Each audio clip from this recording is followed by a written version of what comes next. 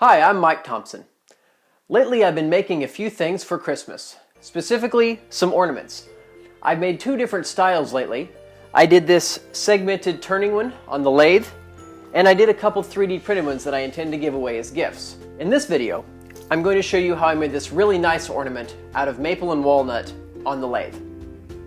This ornament took me a while to figure out, and several designs and two starts. I wanted it to be spherical and have a row of diamonds around the perimeter. And I figured out that the key element is the angle that this perimeter arc subtends. Now I later realized that this is wrong. This is 0.75 times the square root of 2. I was going to be using 3/4 inch wood, and so the width across the diagonal was the critical element. My first couple of designs had the diamonds overlapping or gapped, and that's why this angle is critical. And this 3/4 inches is also times the square root of 2. I needed an integer number of diamonds, and it has to be easy to make. I ended up going with 45-degree arcs because miter saws have positive stops at half that. The size of this ornament is dependent upon the size of your diamonds and the angle that you want them to occupy. So my glue up is going to look like this from the top, with the green triangles being maple and the red diamonds walnut. Since my diameter is less than 3 inches, I'll cut this 1.5 inches high and make it sufficiently long to account for the waste. I started by cutting my wood down to 3/4 inches on a side. First the walnut, then the maple. My first attempt at this had me gluing these up like so before cutting them down to 1.5 inches on the sled. Then I glued them up like this, but the trouble came when I went to trim the maple flat.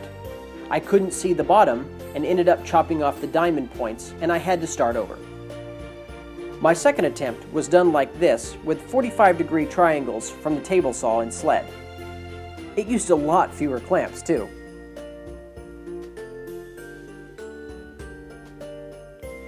Then I set the miter saw to 22.5 degrees and eyeballed the edge of the blade against the corner of the diamonds.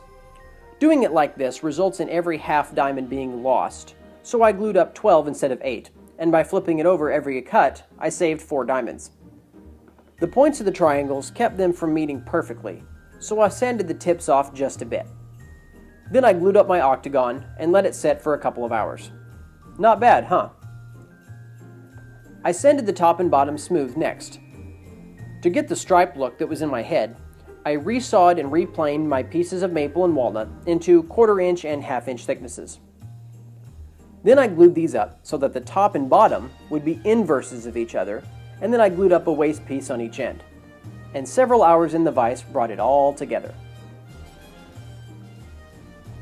I sanded the octagon flush with the diamond faces so that I could locate the center fairly well, and you can see that I got it pretty darn close enough. Now I just turned it down as best I could into a sphere, making sure not to turn the points of the diamond at the equator, or else I'd destroy the look that I was going for. This was the most satisfying turning project thus far. I get the most enjoyment out of designing my own stuff and solving problems. I'd rather build a model rocket than actually fly it, but I certainly enjoy both.